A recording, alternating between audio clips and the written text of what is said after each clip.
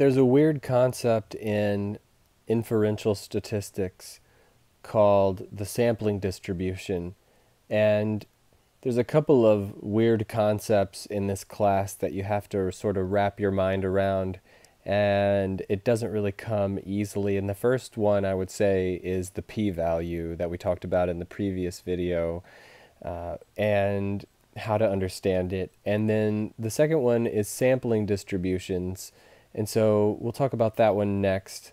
The relationship p-values and sampling distributions kind of go hand in hand. So we're going to talk about that a bit more conceptually in this video. You're probably familiar with something called the normal distribution. Sometimes it's called the bell curve. It's how many things in the world sort of organize themselves, many variables. So you can see here on the screen a bell curve, a normal distribution. You don't need to be able to read the text here, just to see the shapes and see the movement for now should do. And you can go to onlinestatbook.com and see the sampling distribution demo if you want to do this on your own. So let's say you've measured the length of everybody's hair, and you computed an average, and the average would be somewhere right in the middle of this distribution. And some people would have very short hair or hair that's zero in length, and that would be way off here to the left. And then some people would have very long hair, but very few people, and those would be people way out in the right.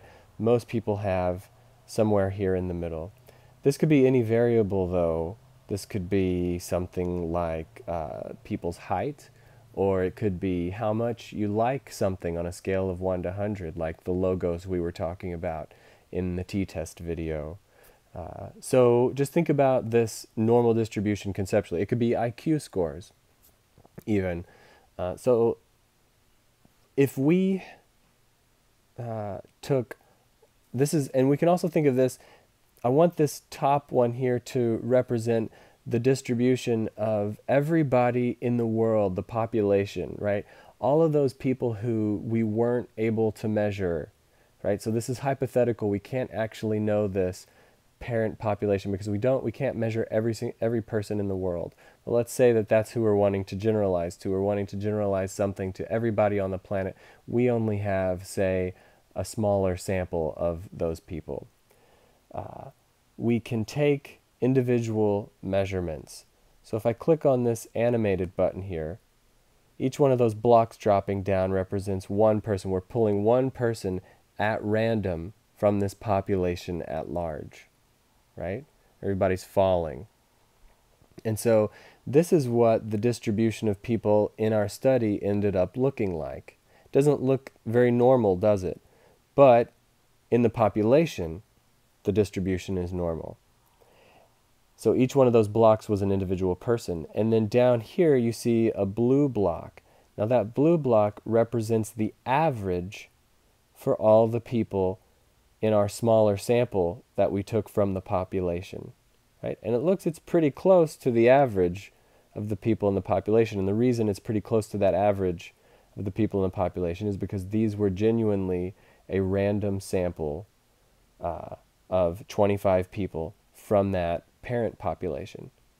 So we can do this again.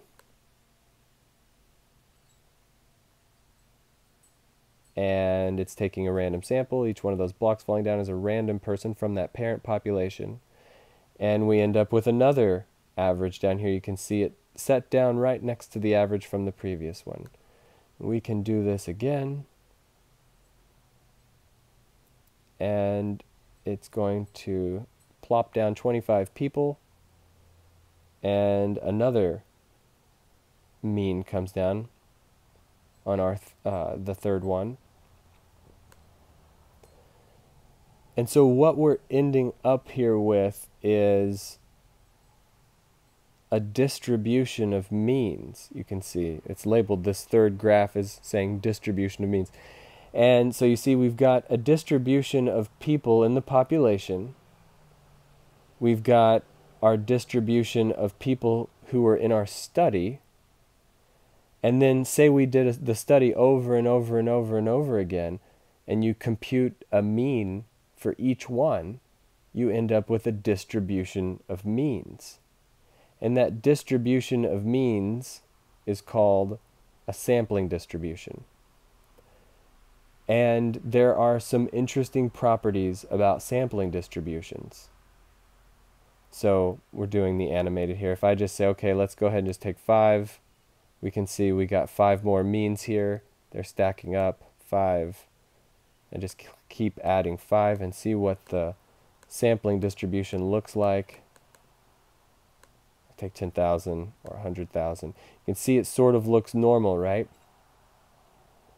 Now, there's this interesting property about sampling distributions that I want to mention, and that is that even when your distribution in the parent population is not normal, look, that is not a normal distribution.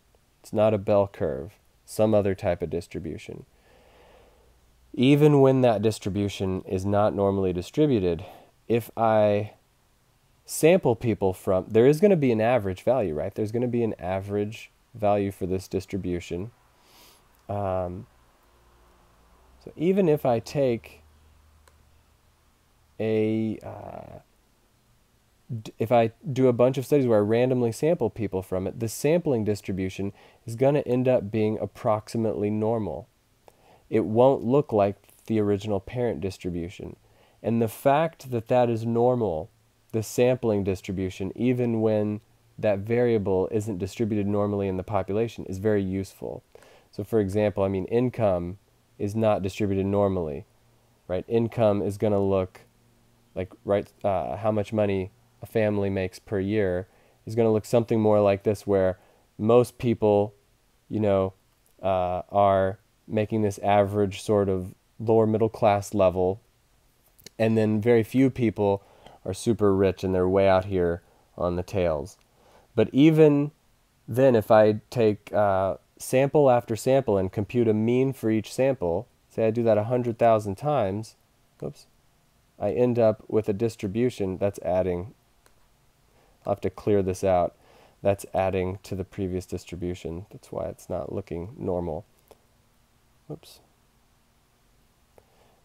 If let's start over, look at our income distribution.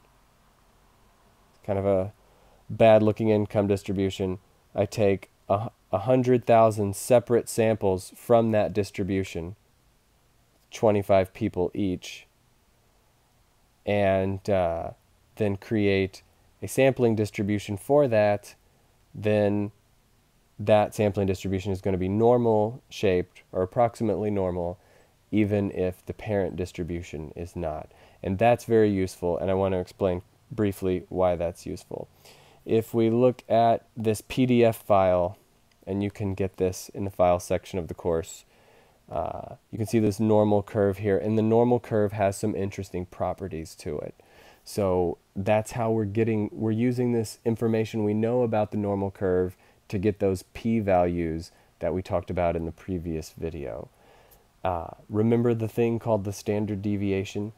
Well, there's sampling distributions have standard deviations as well. We call it sampling error.